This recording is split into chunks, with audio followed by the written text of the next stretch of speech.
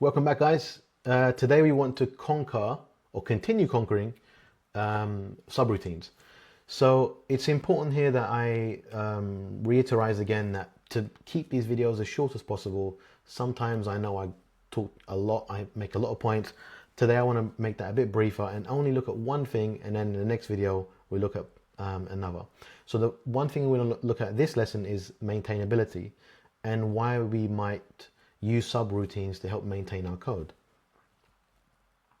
So here I've got an example subroutine, and I want you to imagine here that rather than having a file with 2 lines of code, what if I had a file with hundreds and hundreds of lines of code? The whole point of this really is that when we use a subroutine, we try to reduce redundancy, which means that we try to reduce the amount of times that code is repeated over and over. So when we write our functions or procedures, what we should be doing is trying to reduce the size of our functions and procedures so that they do one small job. In this case, in this silly example, the basic example here is a greeting, okay? Let's expand on this a bit more. So when we talk about maintainability, what we mean by that is that if I was to come back to this function or my whole file, and I look at what this function does, I should be able to understand it easily. And if a function is small or a procedure is small, then it makes it easier to decipher what it might have been, what it was supposed to do. And we can expand on that further. We can help our users, so whether it's me or whether it's someone in your team working on this piece of code in 6 months to a year's time, exactly what this is meant to be doing. So we can do a couple of things. We can say, let's add a comment, right? So let's say this simple function greets the user, right? Now that's one way. So I'm just saying what this function does or what this procedure does. Another thing we can do is we can use something called Docstrings. So by using triple quotes at the beginning, like this, I'm literally going to repeat the same thing. I'm going to say this function or procedure. I need to start using the correct terminology. So this procedure greets the user, and then I can add instruction as well. So I could say, for example, arg or argument. Okay, this should take a string as a parameter. Cool. So now I've given some instruction here as well. I've made it really nice and clear that what this does and then what's expected as an input. Okay. So I've said that it takes name as an argument. So now, for example, if I was to say greeting, so this is how I call my function. Okay. At this point in time, you can see that there are red underlines here. All right. This red squiggly line indicates that I'm calling the function, but there's a mistake. Okay, I can't leave it like that. And if I hover over it, it tells me this procedure greets the user. You can see that my instructions are here now.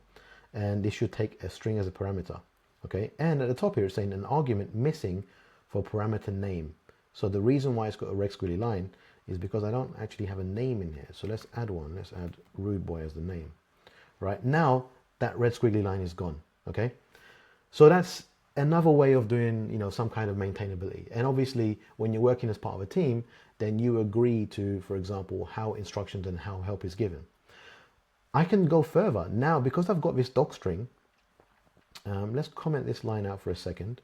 Okay, let's use Python's built help command and use the function name. So now if I say help with the function name greeting, if I run this code, let's save it. And if I just expand this a little bit for you to see, you can see that it says help on this function, and it's given the support that we did, right? So we said how this program should be run, what arguments are expected, etc., etc. So that's one method of debugging. Let's do another one. Okay, let's expand on that a bit more. Another thing you can do in Python is you can add something called hinting, right? So here I've stated that this takes a parameter of name. We can go in a bit more detail and we can say, right, what's required here is a string. Okay, so let's get rid of that. Let's go back to here and let's uncomment that. Now this is fine. At this point, all looks good. But what if I was to change that to a number? Now if I change it to a number, you can see here that, again, I've got that red squiggly line. And what that basically means is that there's a problem there because it's expecting a string and I'm giving an argument of an integer, right? So if I replace that back with the name that I had before, now it should, obviously there's no squiggly line, right?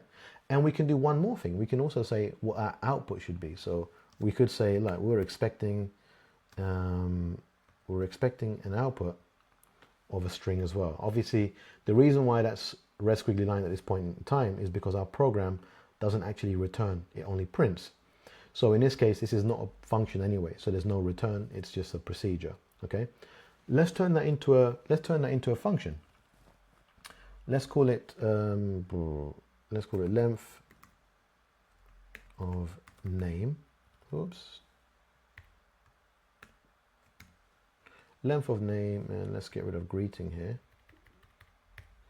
And so what I'm saying here is that this procedure doesn't read this procedure gives the length of a user's or of a given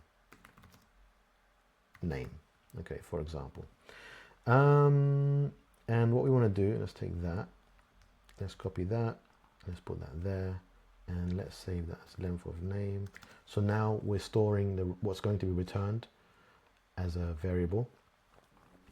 And this time, rather than print, we want to return, let's return the length of name. Now that should make more sense, right? Oh, right. That makes sense as well. Because this is how hinting really helps.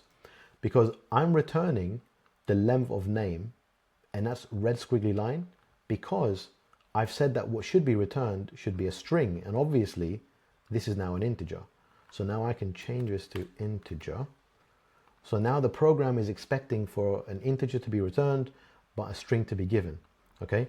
And this is a great way for you to just remind yourself how things work. So you might come back to this program 6 months' time or a year's time, all right? You might not understand why a program or a function is behaving in a particular way, and these little hints are really useful, okay? They're not required.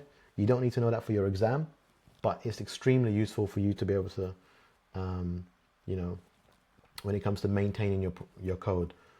Okay, so key points from this, guys, are try to keep your functions and procedures short. Try to give you know, some sort of comment or a docstring, and hinting is very useful. And there's so many other techniques you can look at. I'm going to put them in the comments. Sorry, not in the comments, in the description of this video. So that's it for maintainability. And I'll see you guys for the next one. And hopefully what we're going to do is cover passing by reference or by value.